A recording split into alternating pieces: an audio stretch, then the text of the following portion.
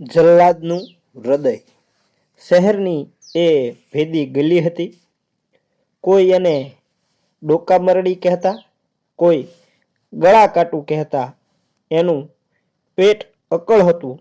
ધોળે દિવસે પણ અજાણ્યા લોકો ત્યાં જતા ડર ખાતા, એટલે કે બીતા. નાના છોકરા ભૂતખાનું શબ્દ સાંભળીને જે ધ્રાસકો અનુભવે છે તે જ ત્રાસ આ ગલીનું નામ લેતા લોકોમાં ફેલાઈ જતો. એ ગલીના એક ઊંડા ઘરના ભંડકિયાની અંદર 7 લાંબી દાઢીવાળા બુઢડાઓ ગોળ કુંડાળે ચૂપચાપ બેઠા હતા. તેઓની ઝીણી આંખોમાં ભયાનક ટાઢાશ ભરી હતી. બુઢાપાએ એ દરેક ચહેરા પર કરચલીઓના ઊંડા ચાસ પાડ્યા હતા. પ્રત્યેક મોં ઉપર કોઈક કરપીણ વાતનો નિશ્ચય છપાયો હતો.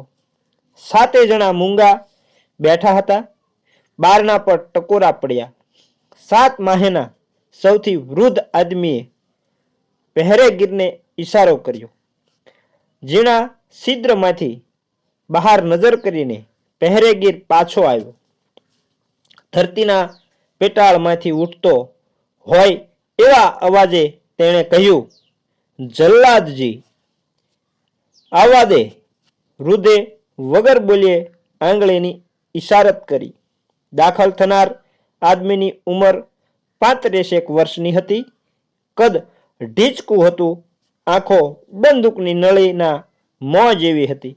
ચહેરો હજારો મનસૂબાની ઘોર જેવો હતો. ભોંયરા જેવો, ફાંસીખાના જેવો હતો. ભારે પગલે એ વડા વૃદ્ધની સામે આવી ઊભો રહ્યો. વૃદ્ધે પૂછ્યું, જલ્લાદજી, આપણા જાતભાઈની છબયાત્રા દેખી? આવનારે માથું હલાવ્યું. મયતમાં પણ શત્રુઓએ રમખાણ મચાવ્યા. કંઈકને ઘાયલ કર્યા એ જોયું? જલ્લાદજીએ ફરીથી માથું હલાવ્યું. હજુ પણ એના હાથની અદબ ભીડેલી હતી.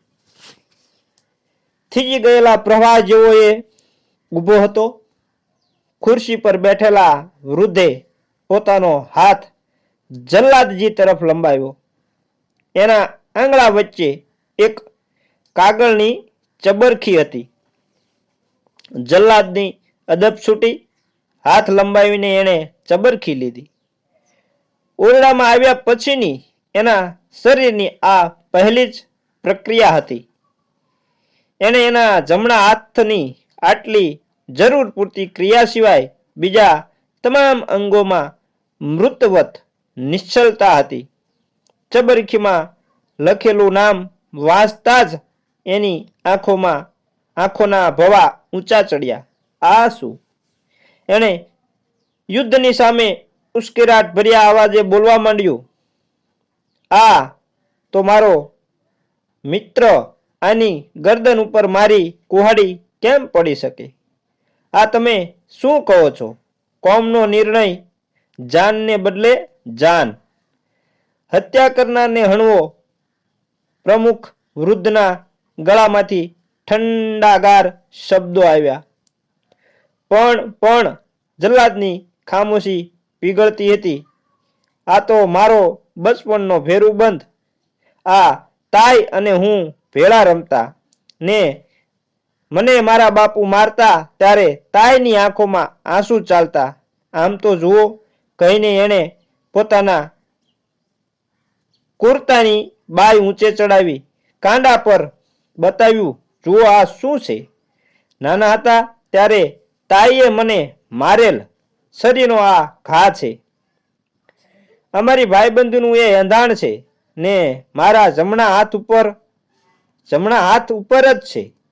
એ જ હાથ શું તાઈની ડોક ઉપર કુહાડી ઉપાડશે? બુઢાની ડોક હલી. એના ચૂપચાપ મોં મલકાટે એની કરચલીઓને વધુ બિહામણી બનાવી. જલ્લાદજીની આંખો બીજી બેઠક પર ચાલી.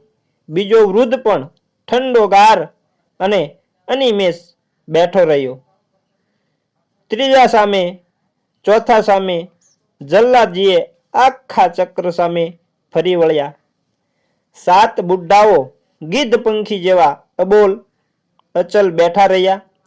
કુંડાળાની વચ્ચે ઊભેલો મનુષ્ય એ 14 આંખોના ધગધગતા સોયા વડે સોંસરો વિંધાઈ ગયો.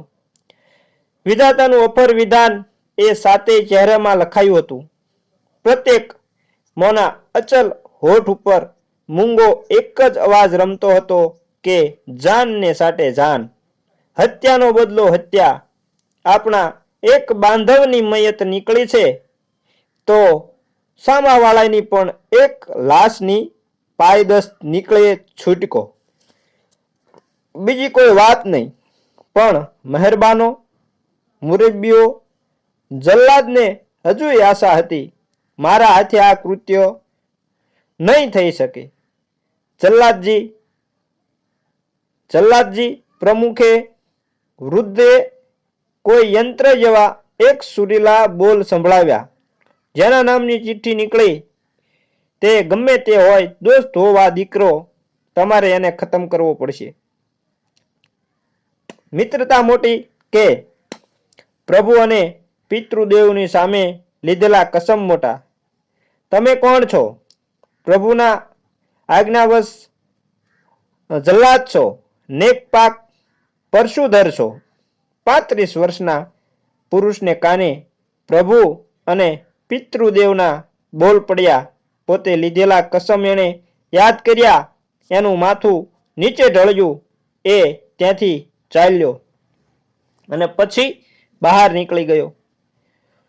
ડોકા મરડી ગલીના એ ભંડક્યા ઓરડામાં 7 નિશાચરો ઘુવડ શા મનસુબા ઘડતા બેઠા રહ્યા. દરવાજાને ઓટે બેઠો બેઠો એક આદમી એની લાંબી નળીવાળી ચૂંગી પી રહ્યો હતો. મીઠી તમાકુના ધીરા ધુમાડાના એના નાકમાંથી નીકળી અવનવા આકાર ધરતા ઊંચે ચડતા હતા. એની આંખો આ ધૂમ્રપાનની સુખ લહેરમાં ઘેરાતી હતી.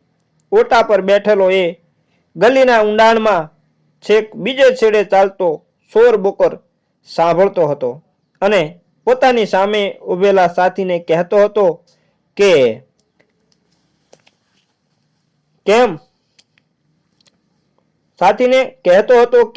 કોમ આખી કેટલી બધી ઉતરી ગઈ. આપણે પરદેશમાં આવીને મવાલી બની ગયા.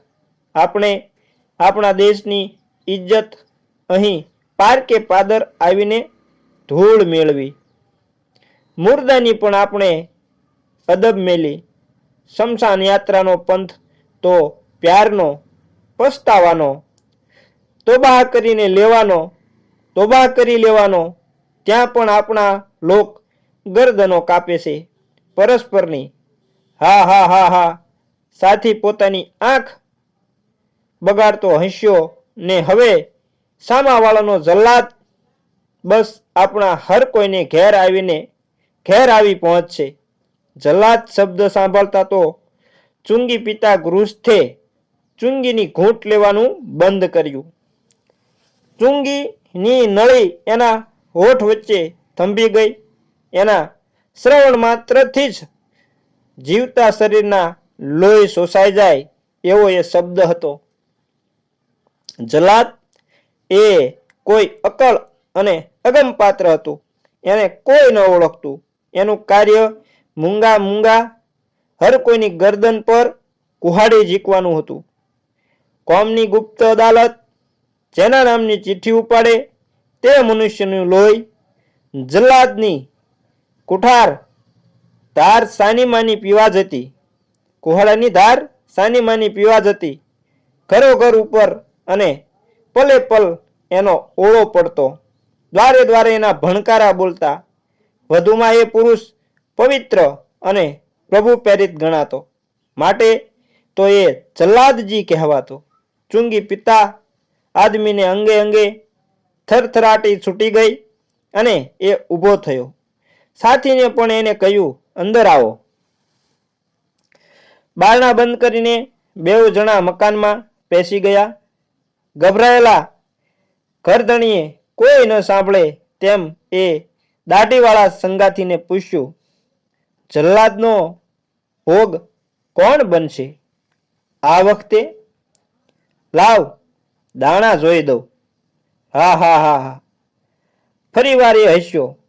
ધીરે ધીરે એનું હસવું ભયાનક બનતું ગયું. એ નજુમી હતો. એણે કિસ્મતના બોલ વાંચ્યા. દાણા ઉપરના આડાઅવળા લીટામાં એની આંગળીઓએ આપોઆપ એક નામ લખ્યું. એની આંખો ઘરધણીના મોં ઉપર ઠેરાઈ ગઈ. એણે ધીમે અવાજે કહ્યું, ભૈયા, જલ્લાદજીના કુહાડા હેઠળ તકદીર તારી ગરદન. મારી? મારી ગરદન? ઘરધણી ફડક્યો. મારા શા અપરાધે? હું નહીં, ના હું નહીં. ભાગી જા અહીંથી. ચાલ્યો જા. તું મારો જાન લેવરાવા માંગે છે. ભાગી જા. નજુમીને ધકાવી નાખી.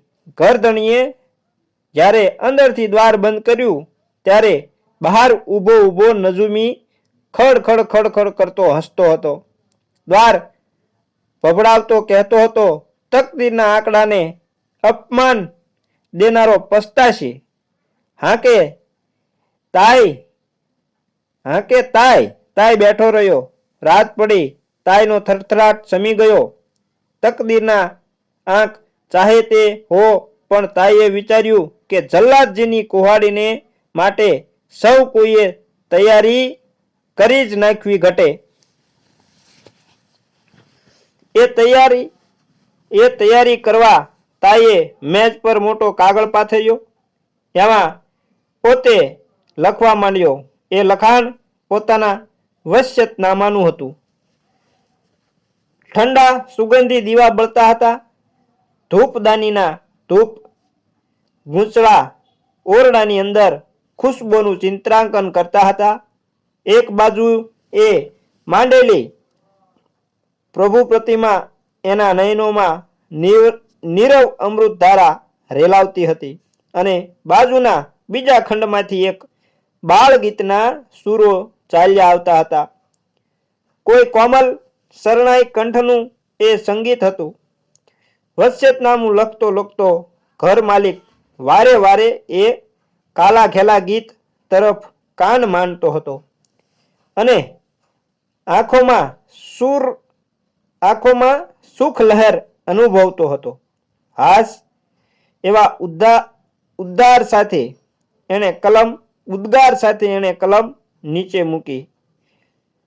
લખાઈ રહેલ વસિયતનામા ઉપર એની આંખો ફરવા માંડી. એકલો એકલો એ બબડતો હતો, શી ફિકર છે? મારો ભાઈબંધ મારી તોયાને જીવ સાટે પણ જાળવશે. મારે તોયા સિવાય જગમાં બીજો કોઈ સ્નેહ તાતણો નથી. તોયાની માં જ્યાં સંચરી છે ત્યાં જ મારે તો જવાનું છે ને. તે જ સમયે ટક ટક ટક બારણા પર ટકોરા પડ્યા. પહેલી ક્ષણે તો એને ફાળ પડી, પણ પછી એને વિચાર્યું, ના ના, હોય નહીં. એ આવશે ત્યારે આગલે બારણેથી નહીં આવે ને ટકોરા પણ નહીં મારે. આ તો કોઈ સ્વજનના હાથ ઠોકે છે. એણે દ્વાર ઉઘાડ્યું. આવનાર પુરુષને જોતાની વાર જ એ તો હર્ષગદિત બની બાજી પડ્યો. ઓહો ભાઈ, તમે છો? તમે ક્યાંથી? ખબર પત્તર વિનાના ઓચિંતા ઝબક્યા? ઓહો, કેટલો આનંદ! ઠીક આવ્યા. આવો આવો, અંદર આવો. શમશાનેથી સબ ઉઠીને આવ્યું હોય એવો એ આવનારનો થીજેલો ચહેરો હતો. પોતાનું સ્નેહભર્યું સ્વાગત દેખીને એની મુખ મુદ્રા વધુ શ્યામ બની. જવાબ આપ્યા વગર એ ઘર માલિકની બાથમાં ઘસડાતો ઘરમાં ગયો.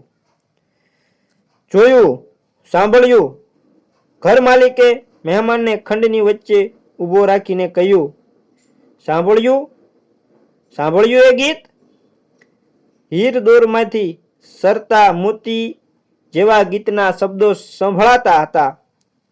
દાદાના વડલામાં કોયલ માળા બાંધે, માળા તો બાંધે ને કોયલ ઈંડા મેલે, ઈંડા તો મેલે ને કોયલ ચારો લાવે.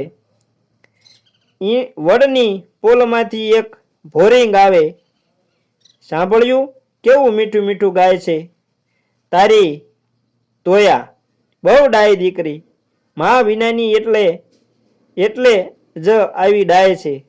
હા કે હમણાં મારે એને ખબર નથી આપવી કે તમે આવ્યા છો. આવો અહીં આવો, કંઈક બતાવું. પરોણાને એટલે કે મહેમાનને ખેંચીને તાઈ ટેબલ સુધી લઈ ગયો. વસિયતનામું બતાવ્યું. જુઓ, મેં તો આજે ને આજે બધું પતાવી લીધું છે. મને તો હવે આ દેહનો ભરોસો નથી. તમારી ને અમારી કોમો ખૂબ લોહી પીશે ને હું આગેવાન ગણાવો છું, એટલે મારો વારો પહેલો આવશે. માટે ભાઈ, મેં તો બધું ઠેકાણે પાડી દીધું. લ્યો હવે વાંચો જોઉં. પરોણાની આંખો આડા પડદા પડી ગયા હતા. એ ઉકેલી શકતો નહોતો. ઓચિંતાની એની નજર એક નામ પર પડી. એ તો એનું પોતાનું જ નામ. આ શું લખ્યું હતું કે મારી બધી સ્થાવર જંગમ ઇસ્કામત મારા મિત્રને મળે, અને બીજું લખ્યું હતું કે મારી દીકરી તોયા ઉંમર લાયક થાય ત્યારે એને મારા મિત્રની વ્યારે જ પરણાવવાની. વાંચીને અતિથિએ મિત્રની સામું જોયું. મિત્રે ખુશખુશાલ સ્વરે કહ્યું, કેમ ભાઈ, બરાબર છે ને? બીજું હું શું કરું? મારી જીવથી વાલી એક તોયા, એને તમારા વિના બીજું કોણ સુખી કરે? એને સુખી કરશો એટલું મને મોંએથી કહો, પછી બસ છો ને જલ્લાદની કુહાડી અત્યારે ને અત્યારે મારી ગરદન પર પડતી. એકવાર બસ તમારે મોંએથી કહો કે તોયાને તમે દુઃખી થવા નહીં દો. જવાબની રાહ જોતો ભાઈબંધ પરોણાના એટલે કે મહેમાનના સુનકાર ચહેરા પર તાકી રહ્યો. પછી સ્નેહના તુકાર કરીને બોલ્યો, તું જવાબ કેમ નથી આપતો? તારું ધ્યાન તોયાના ગીતમાં ગૂંચવાયું છે ખરું? ઓહો, કેવી ડાય દીકરી છે. ચાલ ચાલ, તને બતાવું કેવી સૂતી સૂતી એ ગાય છે. ચૂપ, ધીમે ધીમે હો, સાંભળી જશે તો અટકી જશે. બહુ શરમાળ છે.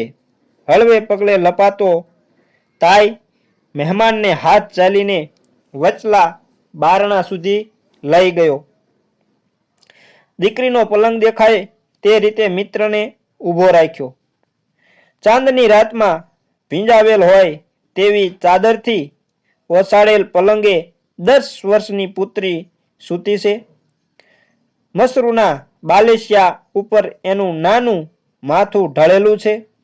એને શરીરે પણ રેશમનો પાયજામો ને પીરોજી હીરનું બદન લહેરાય છે. પાસે આયા બેઠી છે. પડી પડી તોયા ગાણું ગાય છે. આયા વાજુ બજાવે છે. તોયાની આંખોમાંથી નીંદર ભરી રે ગુલાલે ભરી, આજ મારી આંખડી નીંદર ભરી એવી કવિતાના ભાવ ટપકે છે.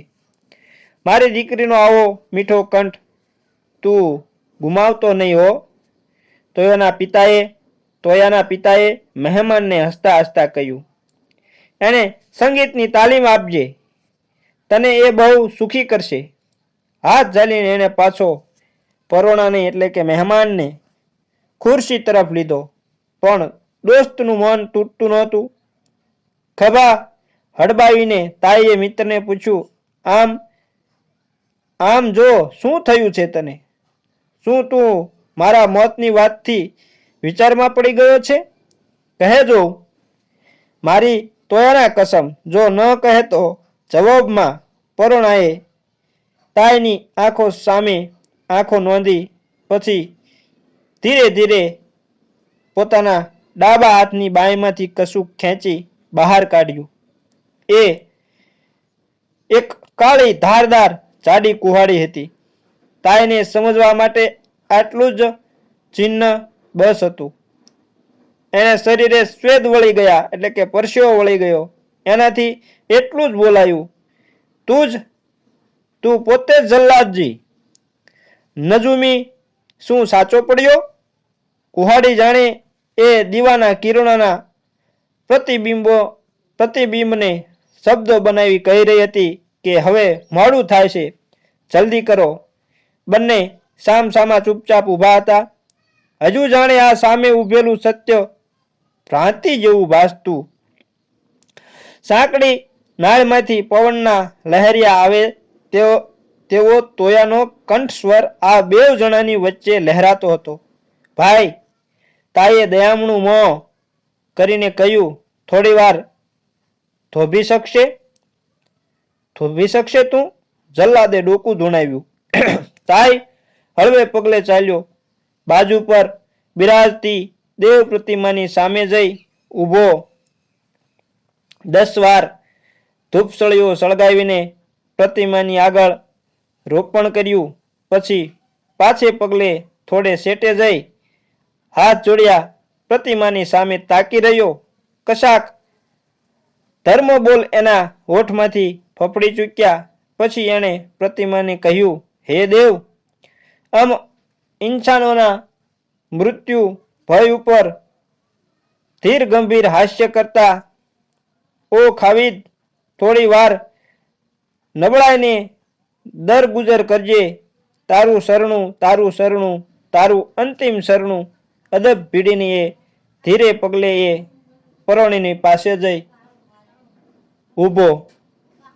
મીઠે કંઠે કહ્યું, હવે હું તૈયાર છું બંધુ. કુહાડી પરોણાના હાથમાં સહેજ ટટ્ટાર થઈ. બે જ પલ કહેતો તાઈ ફરી ચાલ્યો. તો એના ખંડના ઉગાડા રહી ગયેલા બારણા પર ગયો. રખે જાણે કોઈક બાળકની સુંવાળી આંગળીઓ ચગદાઈ જવાની હોય ને એવી ધીમાસથી બારણું બીડ્યું. સાંકળ ચડાવી તો એના બાલગીતના સ્વરો પહેલી બાજુથી જાણે જીદ કરતા અંદર આવવા કરગરતા બારણાની ઝીણી ઝીણી તિરાડો વાટે સંભળાવા લાગ્યા. એક સામટી અનેક નાની દીકરીઓ જાણે દબાયેલા સ્વરે કહેતી હતી કે ઉઘાડો બાપુ, બારણું ઉઘાડો, બાપુ ઉઘાડો. તાઈ પાછો આવ્યો. હસતો હસતો ખુલાસો કરવા લાગ્યો. તોયા દીકરી નાહકની અત્યારથી જ ગભરાઈ ઉઠે. નાહક એની નીંદ બગડે ને ભાઈ, કુહાડીનો ઝટકો કાંઈ ત્યાં સંભળાયા વિના રહે? ભાઈ, હા એ હસ્યો, પણ અતિ હળવું. હવે મને એકવાર કહે બંધુ, તોયાને તું સ્વીકારશે? મિત્રે મૂંગી હા પાડી. એને સુખી રાખવા માટે તું પ્રાણ સુદ્ધા પ્યારા નહીં કરે ને? તોયાને હું પ્રાણ સાથે પણ સુખી કરીશ. બસ ત્યારે મિત્રનો ડાબો હાથ ઝાલીને તાઈએ બોસો ભર્યો. ગરદન ઝુકાવી જલ્લાદની કુહાડીનો ઝટકો તોયાના ગીત સ્વરોમાં ઝીલાઈ ગયો ને મિત્રનું મસ્તક સુવાળા ગાલીચા પર કશા પસડાટ વગર સરી પડ્યું. ગાતી તોયાના પોપચા જ્યારે ઘેરાવા લાગ્યા ત્યારે ચાદરની સોળ ખેંચતા ખેંચતા એણે લાંબે અવાજે કહ્યું, બાપુજી, હવે ક્યારે આવો છો? હણેલા મિત્રની માલ મિલકત તેમજ ધંધો રોજગાર પોતાને હસ્તક લઈ આ ભેદી પુરુષ પોતાનો ધંધો ચલાવી જાય છે.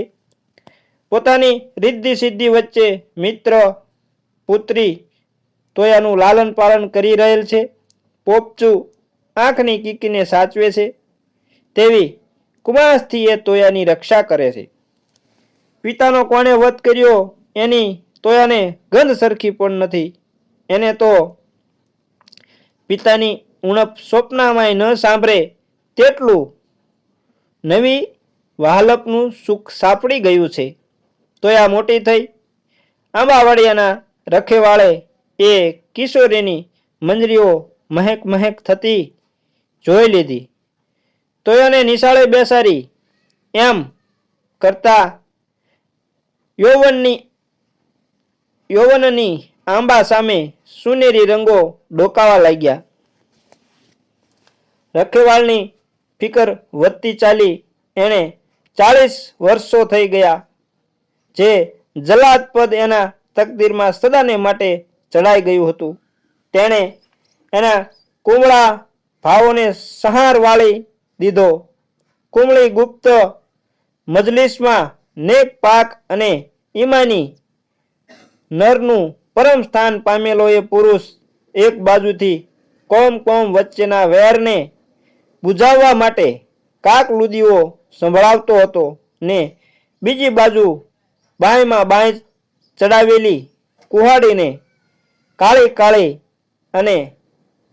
કાળી અનેક અધરાતોએ અનેક સદોષ કે નિર્દોષ શત્રુ પક્ષી ગરદનો પર પટકતો હતો. એવા બેવડ જીવન પ્રવાહે એના ચહેરામાં મૂંઝાતી ક્રૂરતા આલેખી દીધી. એના હોઠ પરનું હાસ્ય શોષી લીધું. એના મોંની આસપાસ ઊંડા કોતરો ખોદી નાખ્યા. કિશોરી તોયા તરુણાને હિંચોળે હીંચતી આ પાલનહારને નિરખતી હતી. બાપુના વસિયતનામામાં પોતાને તો આની જ પત્ની બનવાની પિતૃ આજ્ઞા છે એ વાત તોયાએ જાણી હતી. કોમના કડક રૂઢિબંધનોને અળગા મૂકીને આ રક્ષક તોયાને ભણાવતો હતો. કોમના જુવાનો પણ એને આંગણે ઝબૂકતા હતા. આ રીતે તોયાના અંતરમાં લાગણીની ભીનાશ ભરી હતી. પરંતુ એ ભીનાશ શાની હતી? સ્નેહની કે ઉપકાર બુદ્ધિની? તોયા એક દિવસની સંધ્યાએ પાલનહારે આવીને એની હડપચી હળવે હાથે ઊંચી કરી. કાલે તારી 18મી વર્ષગાંઠ ખરું તોયા?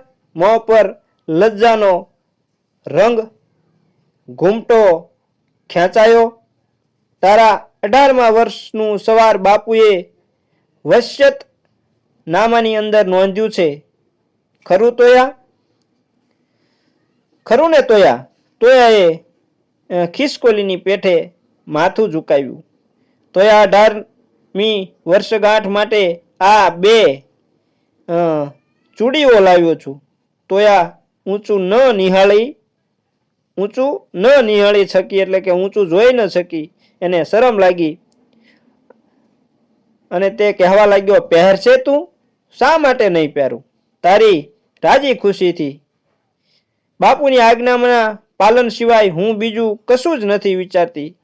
ચોટલાને છેડે ગૂંથેલા ફૂલની પાંદડીઓ તોડતી એ ઊભી રહી. પરંતુ મારીને તારી ઉંમર વચ્ચેનો ભેદ તે વિચારી જોયો છે? વિચારીને શું કરવું છે? બાપુને ગમેલું તે કરવામાં જ મને સુખ છે. તારા બાપુની આજ્ઞા છે તે છતાં પણ હું તને મોકળી કરવા તૈયાર છું. જો તારી ઈચ્છા બીજે ક્યાંય ઢળેલી હોય તો બાપુની આજ્ઞાની બહાર મારું સુખ ન હોઈ શકે. હમણાં મિત્રની યાદ ઉપર આ જલ્લાદ 8 વર્ષથી તર્પણ કરતો હતો. મારી તોયાને સાચવજે ને સ્વીકારજે એટલા સંદેશ ઉપર એણે પોતાની જુવાની ઢોળાઈ જવા દીધી હતી. મન તોયાને જતી કરવા તૈયાર નહોતું, પણ ઈચ્છા વિરુદ્ધ તોયાને પોતાની કરવી નહોતી. ભાવતું તે બન્યું. તોયાને તેણે વળતે પ્રભાતે પોતાની કરી. તોયાના હોઠ પર ચુંબન ચોડ્યું. આટલી રાતે મને એકલી મૂકશો? શું કરું? કોમના હિત માટે જવું પડે છે. મને આ ઘરમાં એકલા ગમતું નથી. હું તને સારી સ્વાબત મળે તેવી ગોઠવણ કરી દઉં. પાછા ક્યારે આવશો? આવું ટોયા કહે છે.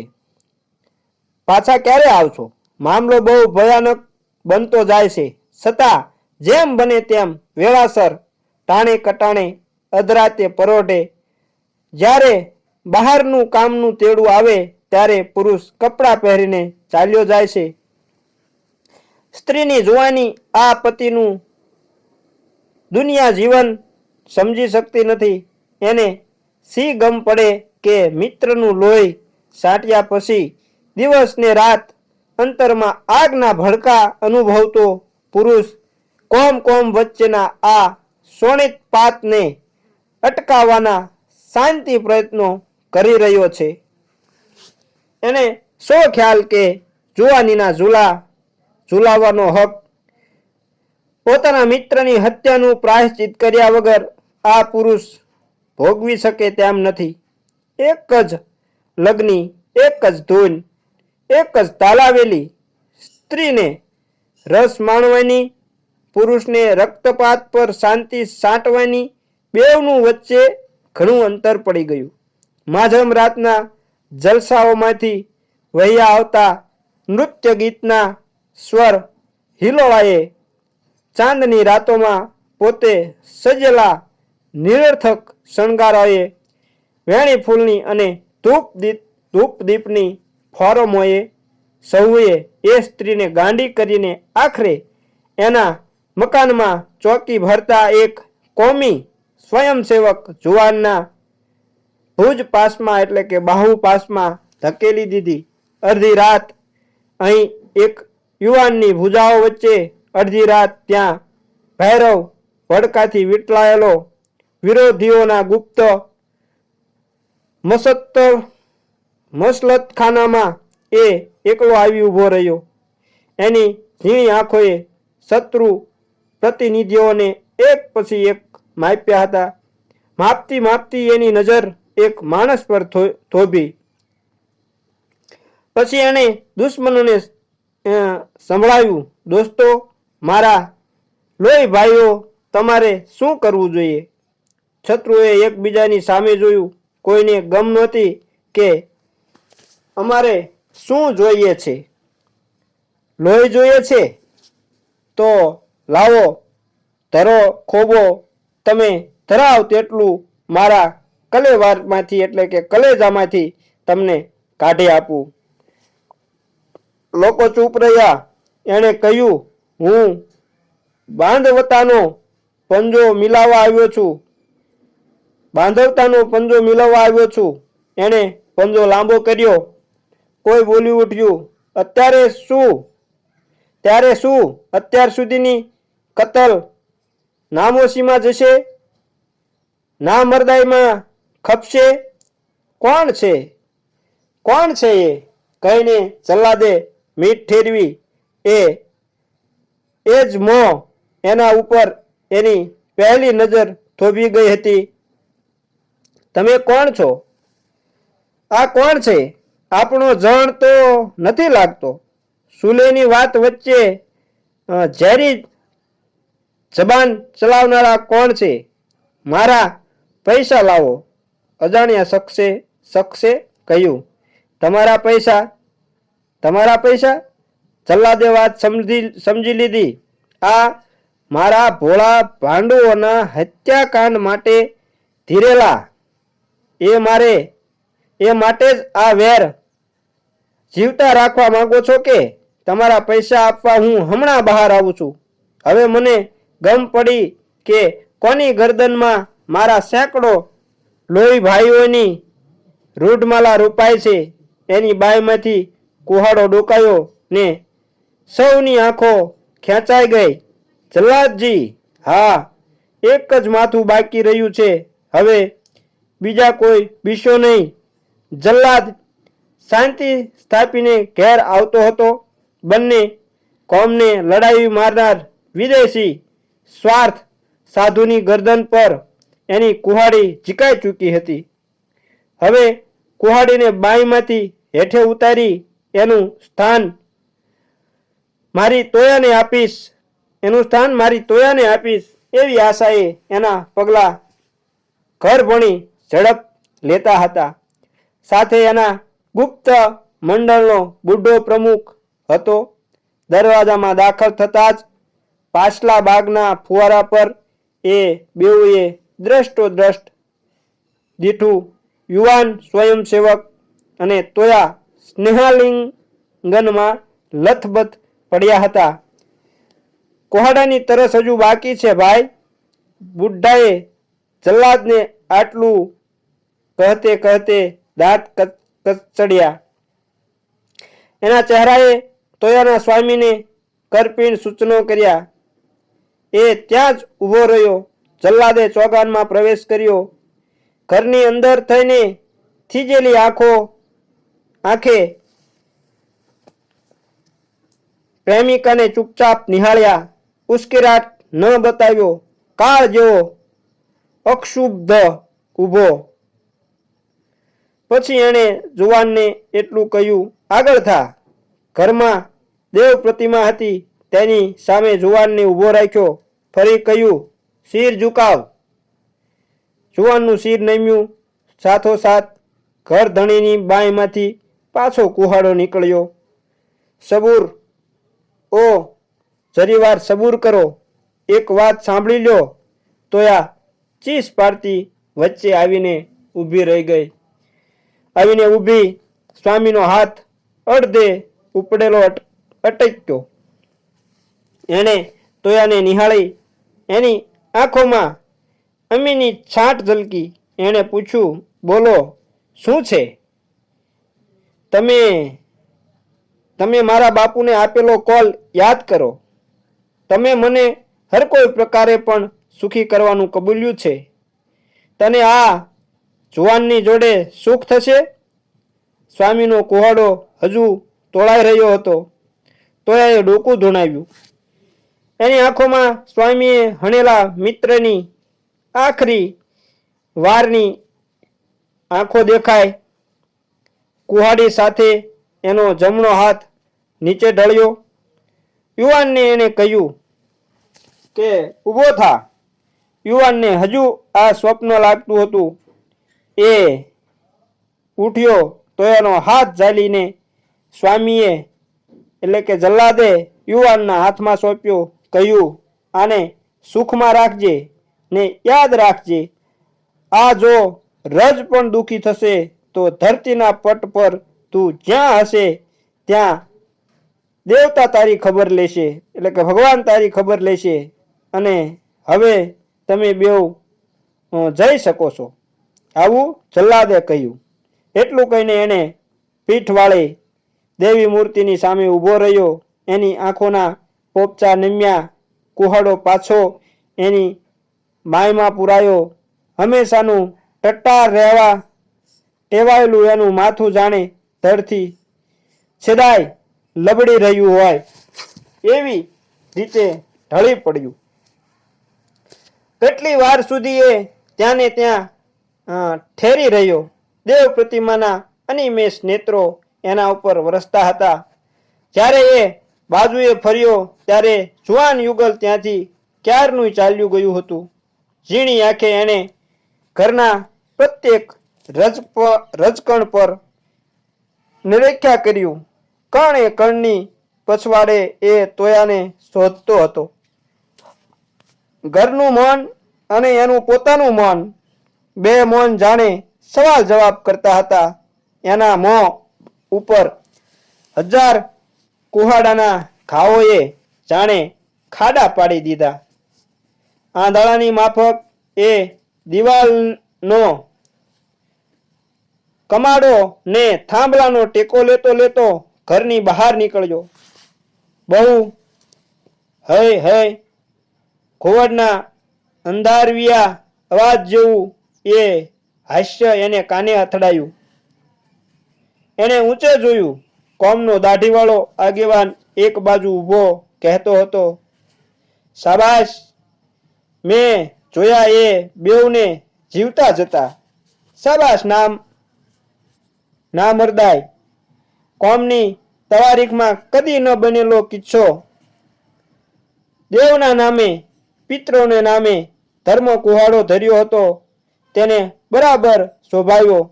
શાબાશ, કોમના કલંક. હા હા હા હા. ફરીવાર મધરાતનો ઘુવડ નાદ કરીને બુઢો આગેવાન ચાલ્યો ગયો. વળતા દિવસના પ્રથમ સૂર્ય કિરણોએ એ લતાની દિવાલો પર, ભોંય પર, કાગળોના પતાકડા પર જ્યાં ને ત્યાં જાહેરાતો વાંચી નાપાક ઓરતના ટુકડા કરવાને બદલે એના જાર સાથે જીવતી જવા દેનાર ભાઈ કોમના દ્રોહી નીવડ્યા છે. કોમને એને એબ લગાડી છે, એનો બહિષ્કાર કરો. બહિષ્કાર એટલે જીવતા કબરમાં ચણાવવું. રક્ત પિત્યાને લોકો ત્યજે છે, છતાં લોકોની દયા એને નથી ત્યજી જતી. પણ બહિષ્કાર પામેલો માનવી તો લોક તિરસ્કારના વાઘ દીપડાને મોંએ ફેંકાઈ જાય છે. એના માંસના લોચા ચૂથાય છે, છતાં દેખી શકાતા નથી. એથી કરીને લોકો બહિષ્કારનું દ્રશ્ય દેખી તમાશાના પ્રેક્ષકોની પેઠે રંજિત બને છે. જલ્લાદજીની દુકાન શમશાન બની, આંટ તૂટી ગઈ. ઉપર તિરસ્કારના થૂથુકાર ગંધાઈ ઉઠ્યા. એણે રોજગાર સંકેલ્યો, માલ હરાજીમાં મૂક્યો. કોઈ ખરીદનાર ન ડોકાયું. એના ઘરની દેવ પ્રતિમાને એક ગોરો કલાપ્રેમી પોતાના ઘરના ફર્નિચર તરીકે લઈ ગયો. બુઢિયા, આ તારો કાગળ કોક આપી ગયું છે. ખોપરી ફાટી જાય તેવા તપતા મધ્યાહ્ને એક બુઢા જેવો લાગતો આદમી ખેતરમાંથી ચાના પાંદડા વીણતો હતો. ચહેરાની ચોપાસ વધેલી વાળની ઝાડમાંથી એની બે નિસ્તેજ આંખોએ ઊંચું જોયું. કોઈક મજૂરન ડોશીએ એના હાથમાં કાગળની ચબરખી મૂકી. બહિષ્કારના 2 વર્ષોએ એના મન શરીર ઉપર બીજો 40 વર્ષના ચોપડા ચડાવી દીધા હતા. ખંડિયેર ખાલી ભીતડાનું જ હોય તો બહુ ભયાનક નથી લાગતું, પણ સલામત ભીતોવાળા ઉજળ ઘરનું તાળાબંધ કમાડ જો ધૂળના ઢગલામાં અડધું દટાયું હોય છે તો તે વટો માર્ગને થરથરાવે છે. ઊંઘો બનેલો એ બહિષ્કૃત માનવી આવા પ્રકારનું ખંડિયેર હતો. એણે ચબરખી લેતા લેતા અવાજ કર્યો, જાણે ખંડિયેર પર હોલો બોલ્યો. પસીનો લૂસ્યો એટલે કે પરસેવો લૂસ્યો. વાળ ખસેડ્યા. આંખો પર ચડેલી રજને ફાટેલી બાંય વડે લૂસી, જાણે કે ધરતીકંપના ઢગલામાં દટાયેલો થોડો થોડો જીવતો માનવી બહાર આવ્યો. ચબરખી એણે વાંચ્યા જ કરી, ફેરવીને વાંચી. આજ પહેલી વાર એની આંખો ભીની બની. પાછો થંભ્યો. મસ્કરી તો નહીં હોય? ફિકર નહીં. તકદીરના અટહાસ્યમાં આટલો અલ્પ ઉમેરો શું કરી નાખવાનો છે?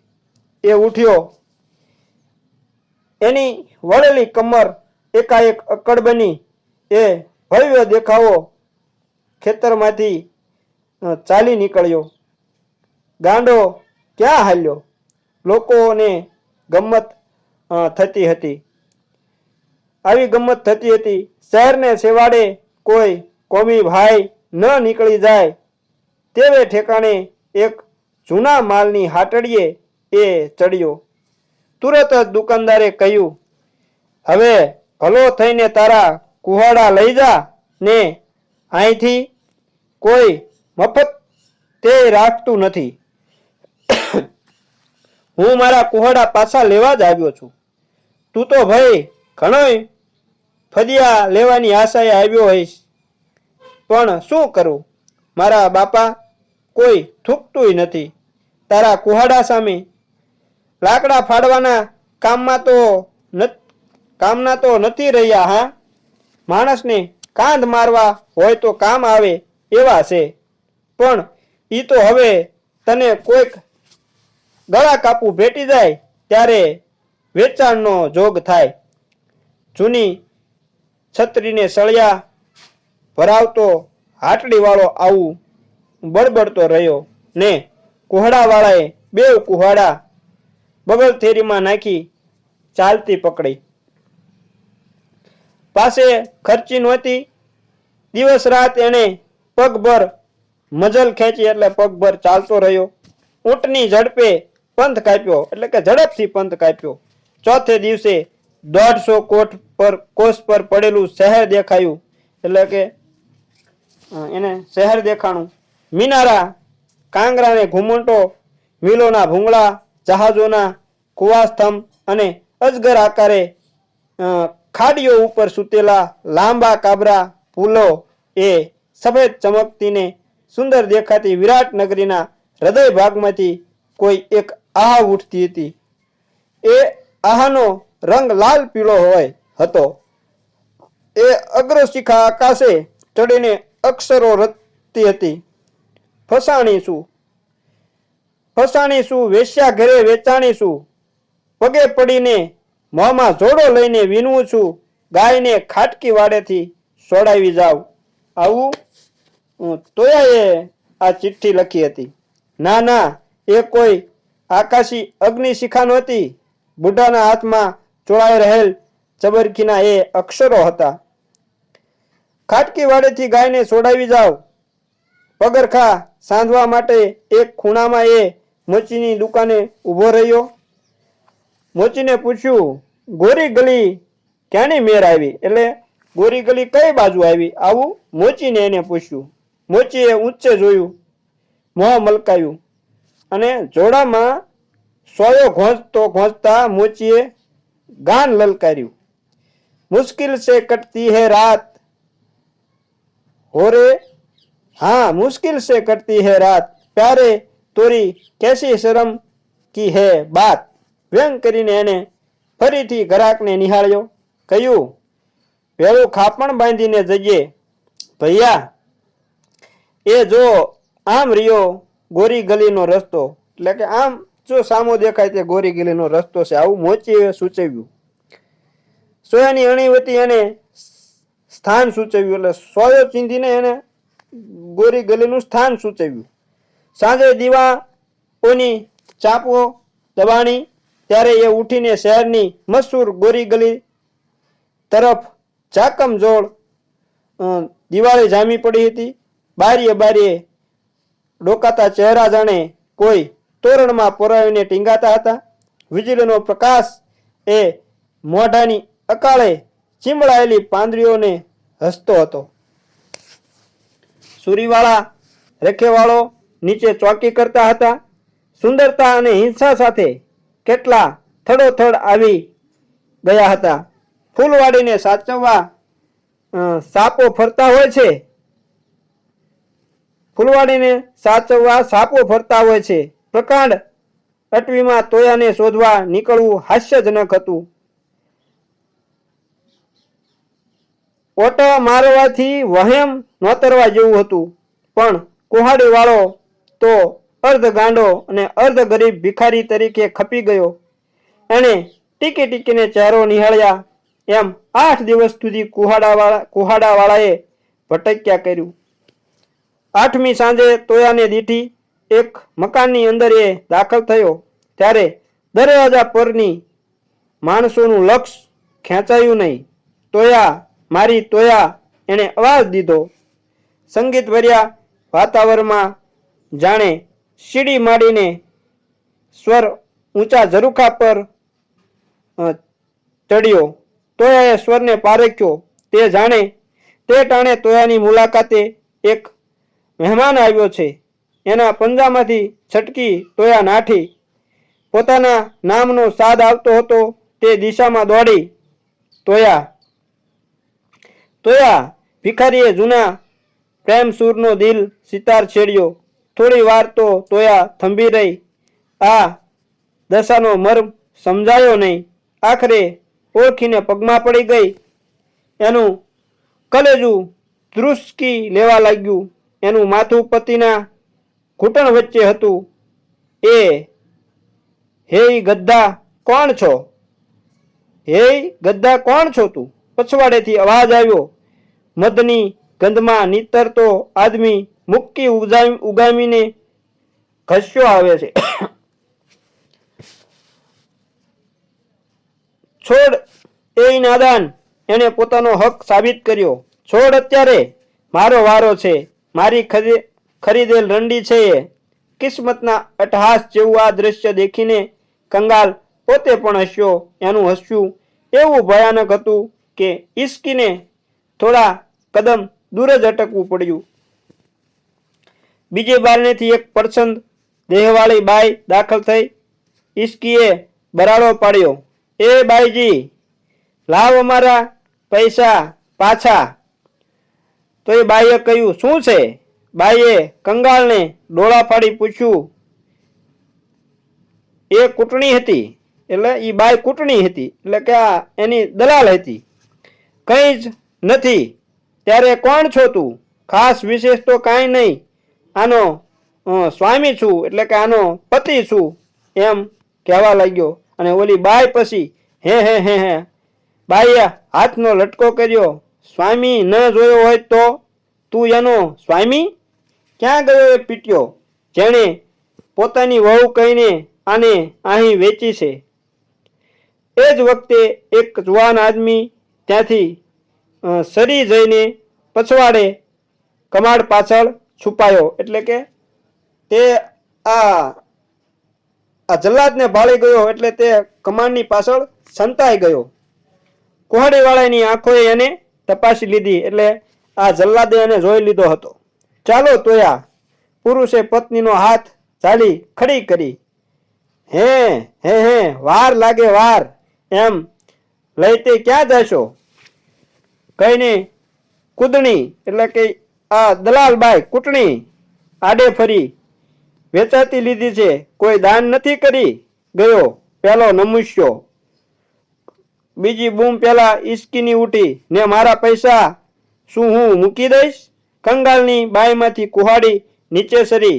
હાથો મુઠ્ઠીમાં પકડીને એને સૌને બતાવ્યું અને કહ્યું, હું કોણ છું માલુમ છે? હું જલ્લાદજી છું. હે કુહાડી તો હાલી મવાલીએ રાખે છે. જો જલ્લાદજી ભાળ્યો ન હોય તો પૈસા કાઢી નાખ. પૈસા, હું પૈસા ચૂકવવા કાલે આવી પહોંચીશ. મારી વાટ જોજો. હા કે બદલામાં આ મૂકતો જ આવશું. કહીને જલ્લાદે સામા ઓરડાના કમાડ પર કુહાડી ઝીકી. કુહાડીનું નિસ્તેજ પાનું પૂરેપૂરું કમાડમાં પેસી ગયું. અનોખું જોર અને એવી મક્કમ તાકાત દેખી બધા પાછા હટ્યા. બધાના હોશ કંપી ઉઠ્યા. ને મારી પાસે હજી બીજી છે, જો જોઈતી હોય તો એવી ત્રાડ દઈ. અને તોયાને બહાર દોરી એ નીકળી ગયો. હાય મારી રે કૂટણી હેબત ખાઈ ગઈ હતી. એણે નોકરને કહ્યું, કમાડમાંથી કુહાડી ખેંચી લે. ભાઈ, મારાથી એ કુહાડી જોવાતી નથી. બાઈજી, કુહાડી ડખડખી ગઈ છે, તોય નીકળતી નથી. નોકરે કમાડ પરથી સાથ દીધો, એટલે કે અવાજ કર્યો કે કુહાડી નીકળતી નથી.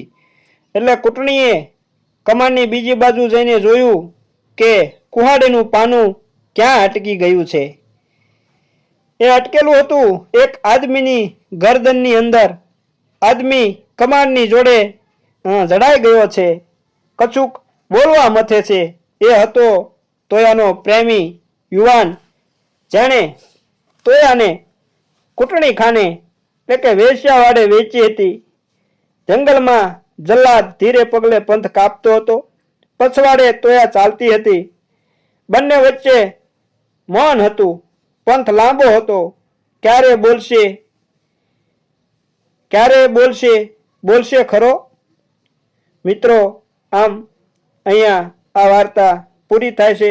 પછી બંને સુખેથી રહે છે અને આ વાર્તા તમે 1-2 વખત સાંભળશો તો જ તમને સમજાશે, કારણ કે આ વાર્તા સમજવી જેવા તેવા મગજવાળાનું કામ નથી. તો 1-2 વખત વાર્તાને સાંભળજો. અને જો અમારી વાર્તા સારી લાગી હોય તો અમારી ચેનલને લાઇક અને શેર કરજો અને કોમેન્ટમાં જય માતાજી લખવાનું ભૂલતા નહીં. અને ચેનલ પર નવા હોય તો હું તમને એક વિનંતી કરું છું કે અમારી ચેનલને સબસ્ક્રાઇબ જરૂરથી કરી લેજો અને બેલ આઇકનને પણ દબાવી દેજો, જેથી કરીને અમારી ચેનલનું નોટિફિકેશન સૌથી પહેલાં તમને મળે અને તમને અમે આવી નવી નવી અને રસપ્રદ વાર્તાઓ પીરસતા રહીએ. તો જય માતાજી મિત્રો. વાર્તાને સમજવી હોય તો 1-2 વખત જરૂર સાંભળશો તો તમને સમજાશે. વાર્તા બહુ જ સુંદર અને સરસ વાર્તા છે. વાર્તા સમજવી જેવા તેવા મગજવાળાનું કામ નથી અને વાર્તા સાંભળવામાં બહુ મજા આવશે. તો જય માતાજી મિત્રો.